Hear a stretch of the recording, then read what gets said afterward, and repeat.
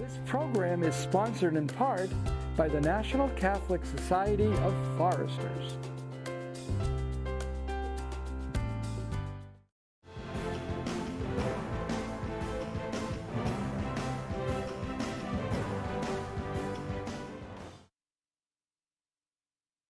Social justice. I'm Jim Grant, and it's been my pleasure now for 58 different programs to meet some very interesting people, to learn some very important things about what they're doing in our community or at a university or in any way that they are working on the principles of social justice. Well, today we have a guest, Chanell Conley, who I am meeting for the first time and very, very happy to do this. Happy to give Chanell a chance to share something that she called me about and said, I think, having watched some of your programs, that mine would be a very interesting addition to your menu. I have a foundation called I Am the Crowd, and I would like to tell people about what I'm doing in Fresno to help people have a sense of identity and purpose in their lives. So with that reason, Chanell, it's a joy for me to introduce you to the Looking at Social Justice podcast community and our YouTube viewers. Your first item you wanted to share, you said, was, let me introduce myself and tell you about me, because I think that's going to be a nice way to understand I am the crowd. So tell us about yourself, how you, I guess, began in Detroit and then have come to Fresno. That's pretty much all I know. Tell me some more about your life, your family, and how that is that today you want to share. Okay, so first I want to start by thanking you for being here. I also want to thank Cheryl Whittle, who made this all possible. So I originally was born and raised in Detroit, Michigan, West Side. My grandparents, my maternal grandparents, were they owned a house and they lived on Cortland and 12th, which was about a mile away from where the 1967 riots of Detroit began. Oh my God. So your response there, Jim, just yeah. So Detroit's a pretty rough, one of the roughest cities in the nation. And I was raised, I had a pretty solid village. My mom, dad, grandparents, neighbors. But the most influential person with me growing up was my grandmother, my maternal grandmother. And she instilled a lot of values into me, and she gave me a lot of wisdom. Now, some of the things that she taught me growing up, I didn't understand as a child because, you know, it was wisdom. So it takes you to go through some things to be able to relate. So she told me things like, Chanell, you can't mock an Indian until you walk a mile in his moccasins. And I'd be like, Granny, I don't know any Indians. I don't wear moccasins. Yeah, so now just living life and being able to see some of the things that she told me come to pass is really amazing. And so I had my children later on. You know, I lived my life. I ran the streets like any normal kids did, got into some trouble. And then I had my first daughter when I was 25. So with me having a daughter, you know, that was something that I really asked God for. I always wanted kids. I always wanted to have babies and be a mother. So that kind of changed my whole outlook on life. And from that moment, I just wanted to do something different. You know, I wanted my children to be able to look up to me and say, you know, my mom, she does great things. And go on and do great things themselves. So Detroit wasn't really what I wanted for my children. And for the first 3 years we lived in Detroit, and 3 years and 4 years I had 3 kids. So before we ended up leaving, I had 2 more children. And I'm just gonna be real. Before I left Detroit, I was at the worst point in my life. I had planned on buying a house, and it just didn't work out like that. Ended up living in my mom's basement. And at that point, I just prayed to God and asked him to, you know, Lord, just lead me in the right direction. So I knew that I wanted to leave Detroit. I just didn't know where I wanted to go. So I originally was supposed to move to Texas, but it didn't work out. And I have a close cousin who we grew up as really close as kids. We kind of grew apart as adults, but then she moved out to Fresno about 5 years ago. And she called me on a day when I was like at my worst. And she was like, "Why don't you come to Fresno?" And I was like, "You know what?" She told me, "I'm working and I probably could get you a job where I am." And I'm like, okay, everything was sounding good. And at that point, I had to make my next move the best one. So I just decided, you know what? I'm going to book a plane, I'm going to book a train, and we're out. So I got my money and we came to Fresno. The first year was kind of rough. I got a job like 2 weeks after I moved here. That wasn't the issue. But where we lived, it wasn't good. You know, the landlord didn't want to repair anything. He just wanted to collect rent. So we ended up going through a process and we moved out of there. And I was working at a Lorca, worked there for almost 2 years. And I knew that just coming to Fresno, it was such a difference from Detroit because just the homeless population, it touched me in a way that I never. In what way? Well, in Detroit, I'm used to seeing people, you know, on the street, but it was on a whole nother level, Jim. When I say like, okay, Detroit has a lot of abandoned buildings and properties or whatever. So if someone is homeless or struggling in Detroit, they'll just go, you know, squat in one of those places. But here in Fresno, they're just like everywhere, just out with their property, and it's touched me.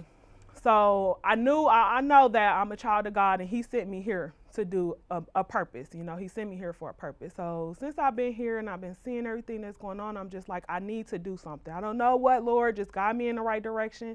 So I worked, and I worked because I had to, because when we came here, my husband and I agreed that whoever found a job first would work and the other person would stay at home with the kids. So I found a job, and when I say it was okay because I was able to provide, but I was used to being at home with the kids while my husband stayed and went out and worked. So I missed a lot of time with my kids. That was the main thing. Like, I also had a little baby since I've been here.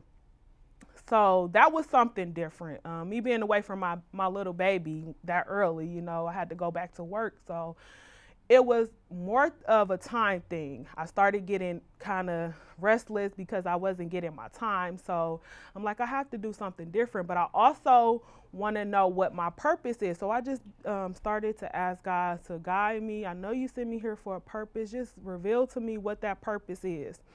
So initially, I know I've always been uplifting. People always tell me I have a bright smile, and you know, so I always wanted to do something to motivate people, uplift. But I first thought about like women, like motivating women and uplifting women. But then I was like, God, no, that's not it. So I just kept asking them, guide me. And my husband and I were having a conversation one day. And we are millennials, but for some reason I feel like I'm like a Generation X or something, like I've been here before.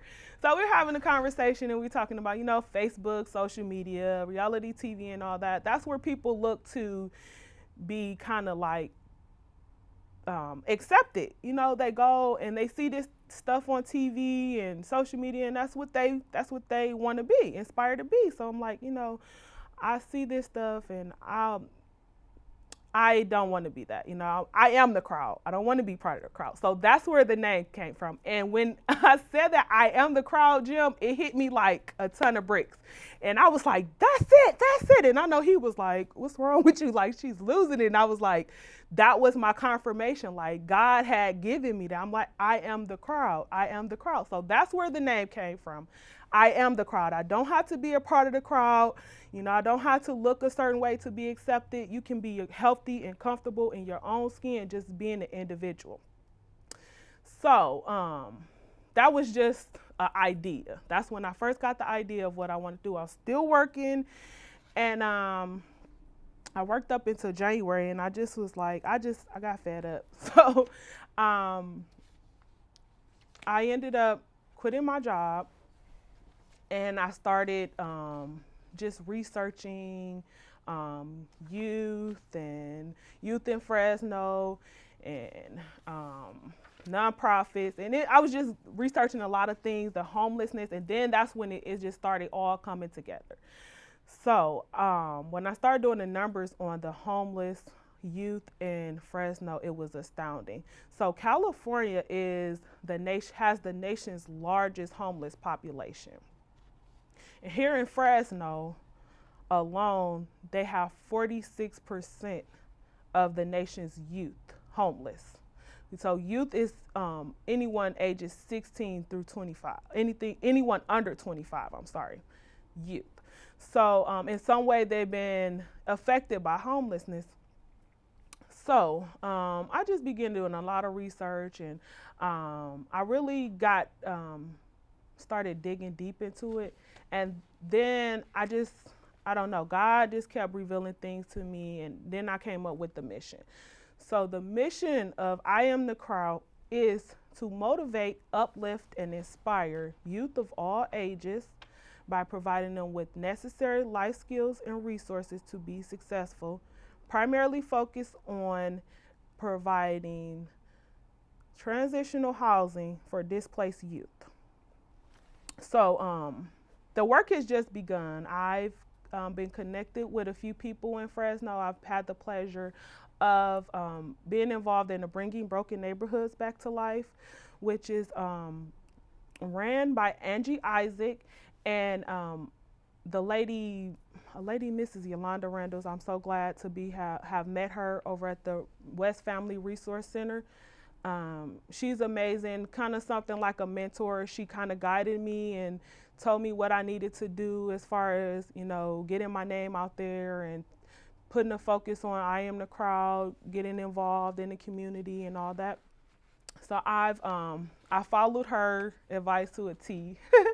When she told me about the Bringing Broken Neighborhoods Back to Life, I went to that first meeting and I was so impressed.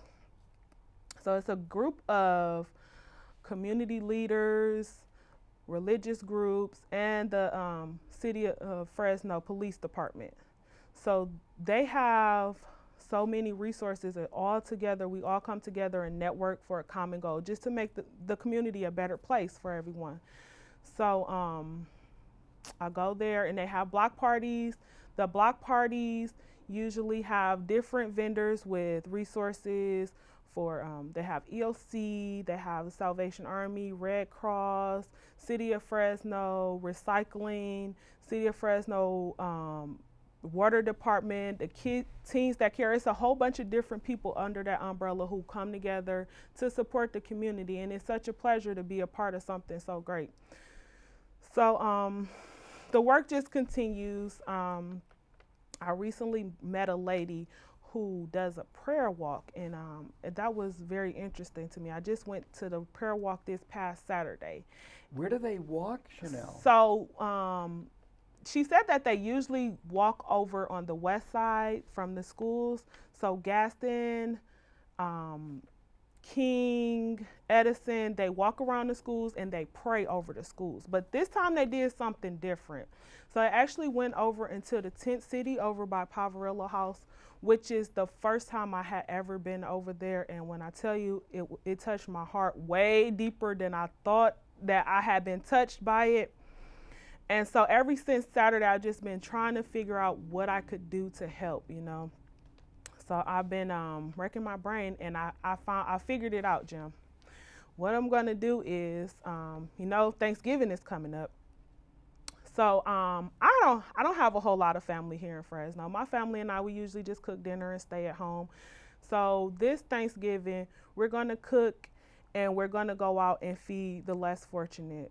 We're going to do donations for hats, gloves, scarves, hygiene products, and we're going to feed them, not just go hand them plates and styrofoam, but we're going to go out and feed them, make sure that their food is warm. They can sit down and have a nice meal for Thanksgiving where we pray and ask God to bless them and also bless them with some care packages because it's getting cold and they need those things while they're out there. So that's what I'm doing. I'm also going to be at a block party this Saturday, which is going to be hosted by Salvation Army um, Adult Rehabilitation Center on South Parallel. I'm not sure what the address is for sure, but I'll be having a vendor booth out there with some resources and have some little arts and crafts for the kids and some literature for everyone to read up on.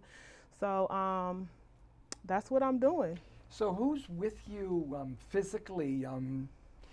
You mentioned like this bringing broken neighborhoods back to life, West Fresno Resource Center. Who actually, when you say we're going to do this, like who will be with you? It's me, and I have a few of my young people that I work with. Cheyenne Montez, she couldn't be with us today. She had a test in school, but she usually helps me. She's a young girl. She's like 15 years old. She just had a quinceañera. She just turned 15, and she's she has a good heart. Everything that I do, she always supports me. When I first met Cheyenne, she actually lives in my complex. So I'll be coming and going to work, and I see the girls out, and I say hi, and I just keep going. But once I started, the foundation, I just started reaching out to them, and I got close to them, and Cheyenne let me in and let me know what was going on with her, and we kind of bonded. So I support her. She plays the piano, went to one of her recitals when she was going to Gaston, and she just had her quinceañera on the 21st. No, that was the 14th of September, and I went to her quinceañera, and I just support her. She sends me progress reports and let me know how she's doing in school. She's doing really good, and so I have her sometimes, but usually it's just me, Jim. So I'm looking for some partnerships. I have a silent partner. I'm not allowed to say her name, but you did mention you're connecting with Jeff Negretti. Yes. So over at Catholic Charities. In what way did you meet Jeff, and how might Catholic Charities be involved? Well, I've been doing some volunteer work over at the Catholic Charities, and Jeff spoke to his assistant about me. He's like, it's this young gal down there, and she always has this big old smile on her face.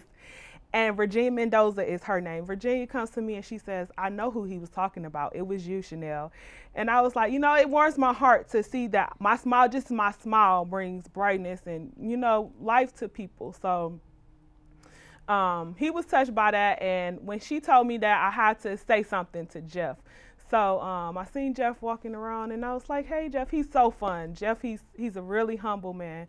And I spoke to him, and I told him, I was like, I just started. I told him what I was doing, and he was excited. He was like, tell me more. And he was like, I want to help, and just let me know. Give me something that I can look at. And so Jeff is someone that I will be working with. We haven't put anything in paper or in ink or anything yet like that, but we will be doing some work in the future. Now, in the mission, it mentions that you offer workshops in budgeting, goal setting, professional development, time management, and much more, and that there's mentorship programs. So in what way are those things going on? How do you, or are they future plans, or where are you with any of those parts of the mission? Okay, so as I stated before, I work with Cheyenne Montez. She's one of the young ladies that I have been mentoring. When I go out to the block parties and set my vendor booths up, I usually get contact information from the young people.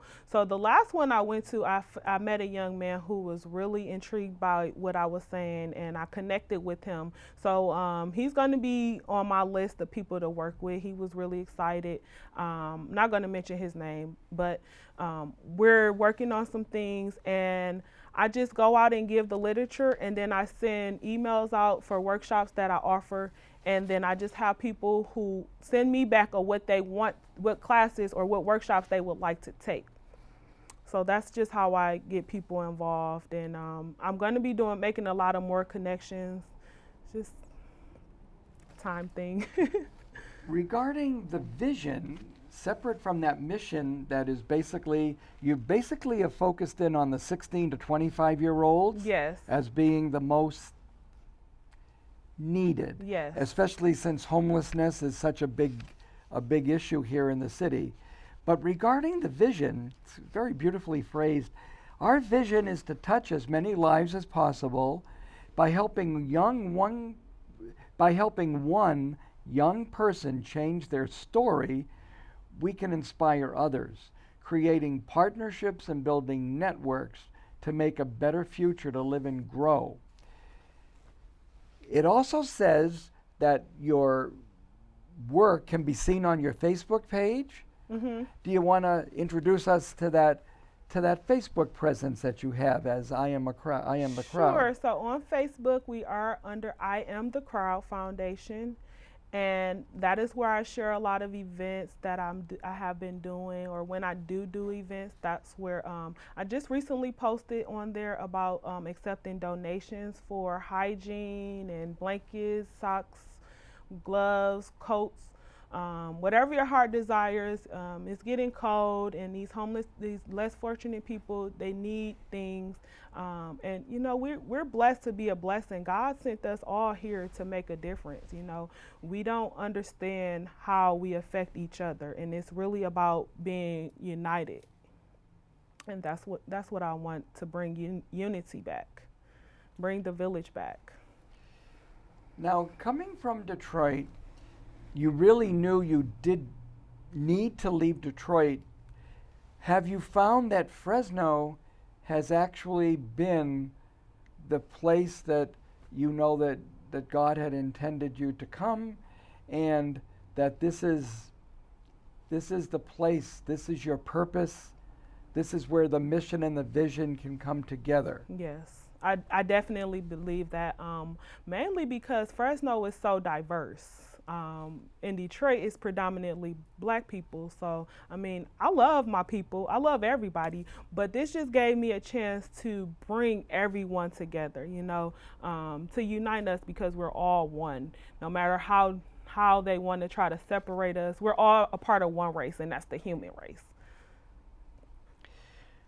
Is there in your work a connection with any religious faith-based community, a church, a congregation that you would find yourself getting support from and getting participation in? Well, I have bringing broken neighborhoods back to life has a lot of resources. I'm actually going to a meeting on Wednesday. It's parachurch. So it's a guy who brings nonprofits together and under a faith, but he kind of puts you under, kind of refers you out to churches. I'm not really sure on that, but I'm going to attend a meeting to get a good understanding of it. Just to connect with the religion, because I'm not going to say religion, because I don't want to put religion in it. I am very spiritual, but I don't connect with the religion.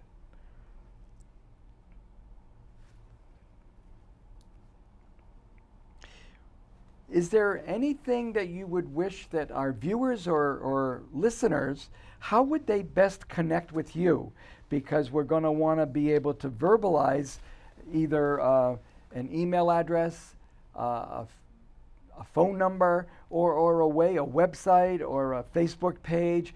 Tell us the best way people could be in touch with you, Chanell. The best way is to email me. The email address is iamthecrowd2018@gmail.com. That is the most efficient way to get in contact with me, mostly because I'm on the go a lot, and I don't a lot of people call and I might miss the call. I do check my voicemail frequently, but it might be 2 days after, So email is pretty efficient, or Facebook. You can send me a message on Facebook. That would be great. My phone number, you can call as well, but email and Facebook would be the best. When someone does go to your Facebook page, what are the things you want to make sure that they would start seeing there? Sometimes, we might go to a place and not dig enough or not look clearly or not follow the thread. What would be the best things that people are going to find on your Facebook page? The best thing is that I'm genuine. Everything that I do is from my heart. I'm not trying to put on a show. I'm not trying to get be bought into. I'm not trying to be fads or popular. I just want to do what's right. I want to be able to give back, and that's what I'm doing. That's it. Just genuine from the bottom of my heart. How supportive has your family been to what you're doing with the foundation? They support it. I really think a lot of people don't understand how blessed they are. So they tend to think that you have to be rich to give back. But really, it just takes for you to actually care. When you go to God, He's going to give you everything you need. You just, you got to be sincere. So my family does support, but I just don't think that they fully understand, how deep it is. When you came, when I met you in the yard today when you were arriving, you said, "Oh, I have a message. It's from Luke, and it's giving me my clarity for my day." And I think that might be a nice way to almost conclude our program. What would be that initial thought that you found in Luke's message for you from Luke's gospel that's keeping you going? And I guess I am too, with that same idea. What was that thought, Chanell? So with that, that thought was actually gave me everything that I needed to come here, because the word was just basically saying that God says just bring yourself. You don't have to have a lot, He gonna give you everything that you need to proceed. So when we always complaining about what we don't have, but we just don't be thankful enough for what we do and the blessings, you got a sound mind. That's the greatest tool that you could ever have. It all starts right there. Well, I want to thank you, Chanell, for being in touch with me a couple months ago to tell me I have a unique way to look at serving people. And it's basically myself understanding that I am the crowd. I don't need to be part of a crowd. I am myself. And I do what I can for people.